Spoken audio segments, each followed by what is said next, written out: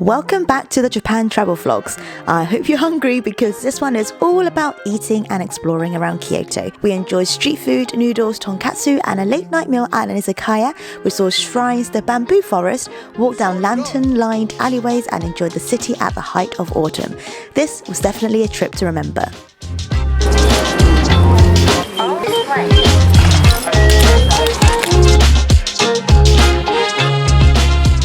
We started our day with onigiri, coffee and a train ride to Arashiyama Bamboo Grove.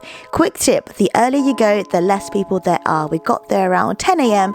and by the time we left at 1 p.m. it was chock-a-block full of people. But we ducked into one of the local gardens to see Kyoto in autumn.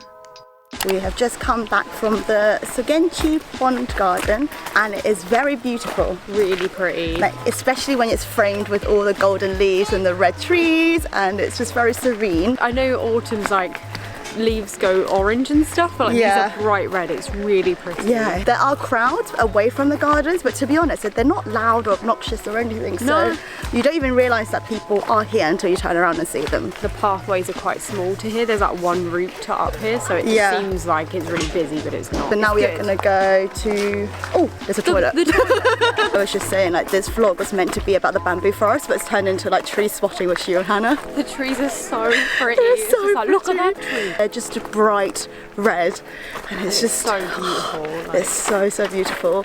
So we keep stopping every 2 seconds just looking at the trees. And now we've got an old Japanese man take a picture of me vlogging.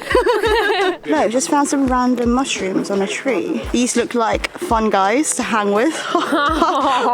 We've now come into Okochi Sanso, which is 1,000 yen, and this was made by a silent film era actor, used to be in samurai films. Entry is 1,000 yen, and with that you also get a little postcard and a green tea ticket to enjoy later. You just have to keep the ticket, but apparently it's not to be missed and you can get very good views of Kyoto and the gardens here. And it took 30 years to make it apparently. While we're here we thought we'd give it a go. Anywhere that gives you tea is a selling point. I think we've just walked into the toilet again. We seem to be attracting toilets. Okay, I think it's this way. After the intro part, we found these steep stairs and walked up about 15 steps. And then we just came to this building here where you take your shoes off. And it's so peaceful. We did have it to ourselves about 10 minutes ago. But it's nice to just sit here, chill, watch the gardens and the leaves. It's very relaxing out here. So the villa's entire history originated here at the Jibutsu-do Shrine, and Okochi Denjiro, which is the actor, was already a box office movie star at the age of 34 and he had a long cherished dream of building this shrine since he was 27 when he experienced the earthquake of Tokyo in 1923, and eventually came true. So when he was working at the studios, he often visited this shrine and found inspiration through meditation and prayers.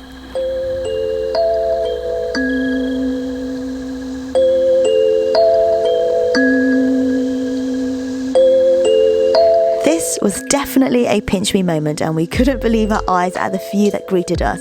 We also exhausted our energy from walking around so much, so next up, lunch. We are now at the restaurant. For the tonkatsu, you have to first brine the sesame and then put your chosen sauce in the mortar, and then we put the cutlets in the sauce. So my glamorous assistant, it smells so good, is grinding that sesame. These are the sauces. So we've got a salad dressing for the cabbage, a spicy sauce, which is or the original sauce. So spicy and original. Oh, this is a yuzu salad dressing for the cabbage. The original sauce is made of red wine, apples and dates, and it's got a rich flavour. And the spicy sauce is made of a combination of 11 different spices, apples and prunes. So I've ordered the special, which is 100 grams of the wagyu, which I've never seen in this form before. And also every order comes with unlimited barley rice, miso soup and cabbage salad. I've also ordered a potato croquette, and Hannah ordered a combo of prawns and pork tonkatsu. So we're very excited. And this one comes with soy sauce and wasabi. Since you last saw us at lunch, we've since checked in to our new hotel in Kyoto, courtesy of Mimaru, who are hosting us for the next 2 nights. We are staying in the Mimaru Kyoto Shinmachi Sanjo, which is literally less than 5 minutes away from the station that we were at. It is basically an apartment and also a living space. So a unique thing about this hotel is that every single room comes with a fully equipped kitchen and also a dining area and living space, which we'll show you right now.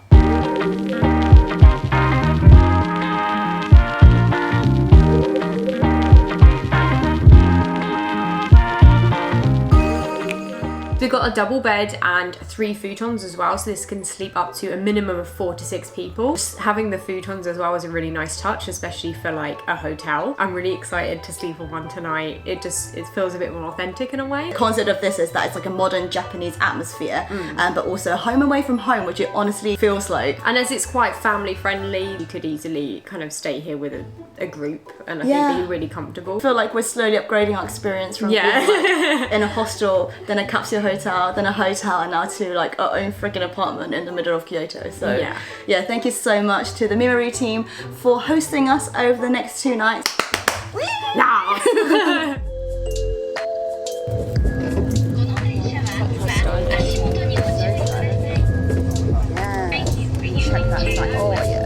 The next day took us over to Fushimi Inari Shrine, one of the oldest landmarks in Kyoto. It's dedicated to Inari, the deity of rice, good harvest and success, where dozens of fox statues said to be the god's messengers are placed around the shrine. Word of warning, this was the busiest place we went to in Japan, so we decided to escape the crowds and we went off the beaten track to find the thousands of torii gates another way.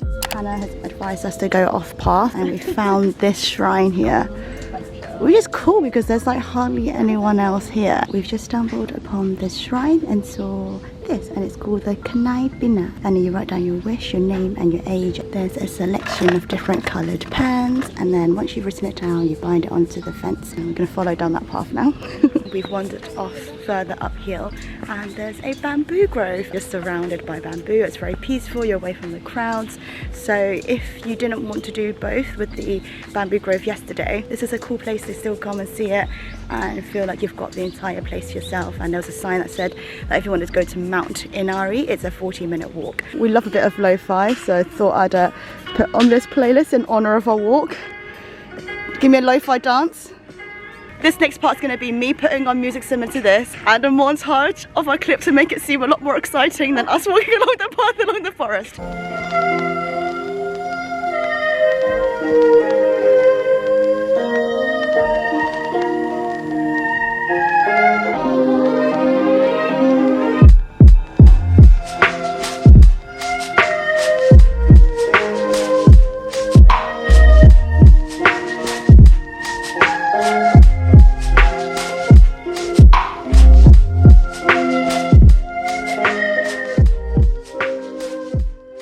Currently 15 minutes from the mountaintop. We hear a chant going on there.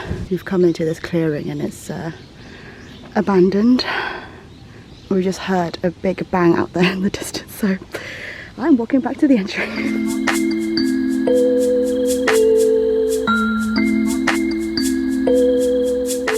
Yay, we made it. So it was 233 meters up. We are here. Hello. Yay! And then we were down there. This is what you see when you're at the top. I'd say it was a very good hike. We are now at shop number 6 on the way down, where there's like a ton of shrines. If you wanted a photo of the shrines, don't wait for the entrance because there's a ton of people who will be there. Instead, if you go all the way up and then work your way down, there's going to be so many there. It's a really good photo stop if that's what you want to see. I'm not even hungry, but I just ordered some udon because I've not had udon yet, and Hannah's got a matcha and red bean ice cream. There's give you tea, and we're in this cute little area where we're taking our shoes off and we're going to have a little bit of a rest stop. This is the seppuku udon. So we've got some fish cakes, tofu, mushrooms, green onions and udon.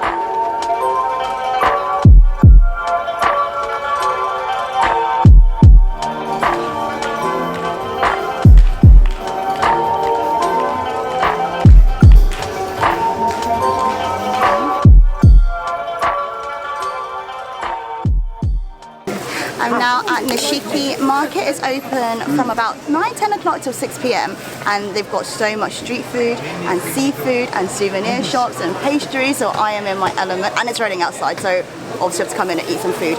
So this one is 100 yen and it's a curry croquette. So let's see. I love croquettes.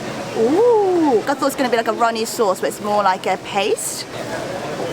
It's similar to what like a pumpkin croquette tastes like. It's actually very sweet, mild curry, so it's spice but it's not chili. batter is crisp on the outside. You've got almost like a little mashed potato paste and a little bit of curry paste inside as well. It's sweet. I'd give it a 3.5 because I like spicy and I like savoury stuff. It's a bit too sweet for me. I'm eyeing up the beef one, but also might get some takoyaki. I saw the biggest oyster of my life and it was 750 yen and it was honestly like this big, so I'm tempted to get one. But it's quite expensive, isn't it? It might be the best oyster of my life. Watch this space.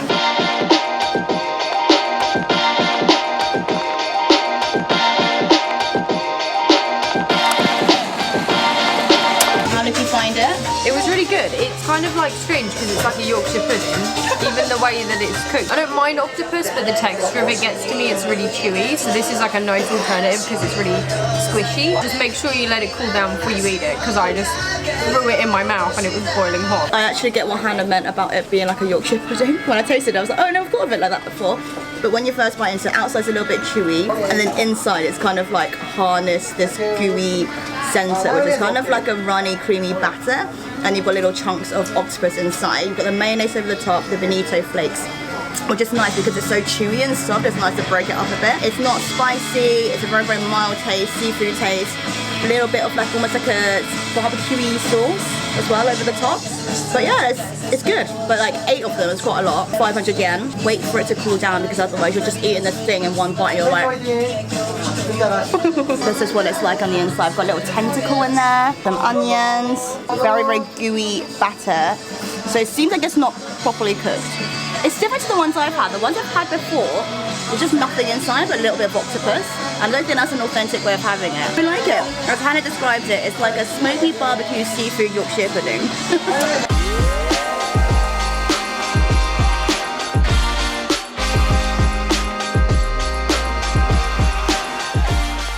After eating at Nishiki Market, we are now at a coffee shop called Weekenders. It's really cute. We're in a really dark street and then there's this little coffee shop. We got the coffee of the day and I can't remember what it was. 470 yen, but it's honestly just like a small little like coffee shop tucked away in a car park. Yeah, it's in a car park. So you have to go right inside to find it. With the warm light will guide you there. So it's like drip coffee. I think they do cappuccinos and stuff as well. I drink a lot of coffee, like a lot, and it's rare that I can get a coffee and it tastes this fruity. It's a bit like a tea and it's really lovely. What a romantic day. I know, it's very romantic. And we were like, this would have been really romantic if we were, you know, with partners. Yeah, So thank you, Ellie, for the recommendation because she recommended this along with a ton of cafes and restaurants and things. So thank you. It was good. Yeah, we love it. It's been a rainy minute. Oh, we've got transparent. Sorry. Blinded by Sorry. And we are now in Pontocho, which is a very, very cute alleyway full of bars and restaurants, and the odd geishas. The alleyway are lined by lanterns. You can hear music in the distance, a lot of bar offers, jazz bars. It's really cool. We spent the rest of the evening at Rutubo, an izakaya that played jazz, served one of the best old fashions I've ever tasted, and enjoyed a dinner by the bar, catching up on our time in Kyoto. Thank you so much for watching this episode. I hope you enjoyed it, and we'll see you in the next one in Osaka.